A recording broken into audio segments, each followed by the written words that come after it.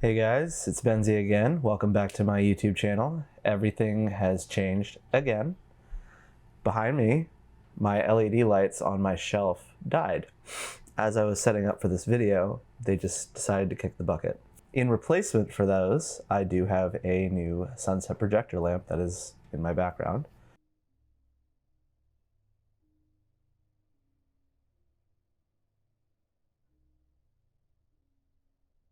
So that's kind of cool. I kind of think the LEDs might have been a little bit too busy anyway, so we'll see if I replace them or not, but for now, this is the new setup. There's another new big addition to my setup. Instead of having my key light on my left, my fill light is now on my left, and my key light is on my right, because I built a softbox.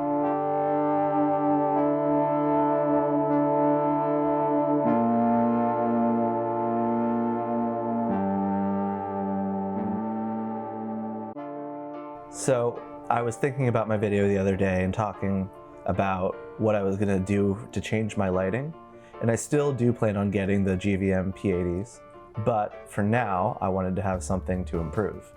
So I took some cardboard boxes and a lot of duct tape and the old ring light that was acting as my hair light. I put it all together with a shower curtain for diffusion and a giant tripod that I found on the side of the road actually that didn't have a quick release plate. So it was sitting doing nothing in my closet, and I duct taped my makeshift softbox to that giant tripod, and now I get a lot more overhead clearance for the light so I can angle it down exactly as I need it to be. It's softer, it's brighter, and I'm getting what I believe is a much more pleasing image with that softer light as my key light. And now my little panel light can act as the fill. I have another idea, which is that I'll put the panel light in the back, and I have a reflector dish that I'll put on the side, and that could act as the fill, but we'll see. We'll see where that goes. A little more detail on the softbox. I cut 4 pieces of cardboard out with a slight angle on one end, and I taped them all together. And then I made a square piece for the back onto which I taped the ring light. Inside of the box, I lined everything with double-sided tape and aluminum foil so that the light would bounce around and reflect off of the foil inside. Then I taped on the cutout of shower curtain, which gives the nice diffusion, and set up the whole thing on that tripod like I said. The other thing that I wanted to talk about today is actually something that happened in my video from last week. So videos 1 and 2 were uploaded entirely in 1080p. I shot them in 1080p, I edited them in 1080p, and exported them in 1080p. Video 3, I decided I wanted to try something different. Because I'm using the capture card that has a limit of 1080, I was still only able to shoot in 1080, but I put my footage into Premiere, and then I sent it to After Effects, and I upscaled it while preserving detail. I took that upscaled version and sent the whole composition back into Premiere using Dynamic Link.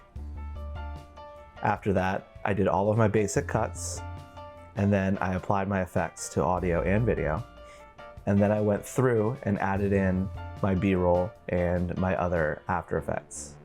When it came time to export, it got hung up at 2%, and the export time increased drastically. It started off as 9 minutes, then 15 minutes.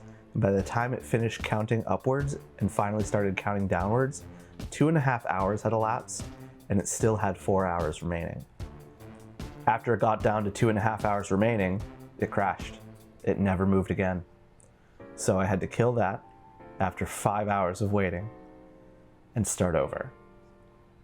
What I decided to do, after consulting with one of my friends, who is a video editor, was I went through with each piece of the composition that I had cut, and I rendered and replaced each piece individually. That took a total of 5 hours on its own.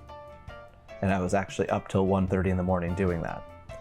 Then I hit export, and it exported pretty quickly. And I went to bed. I woke up the next morning and realized I had exported it in 1080p, completely negating everything that I had done. Luckily, when I went back to export it in 4K, it actually only took about 10 minutes, which isn't too bad because everything was already rendered. So what did we learn here? First off, if I want the video to be 4K, I should probably shoot in 4K. And that will come once I get the Elgato Camlink 4K, but for now, I really should just stick to 1080. The next lesson is that if I do decide that I want to upscale from 1080 to 4K, I cannot export it without rendering the composition.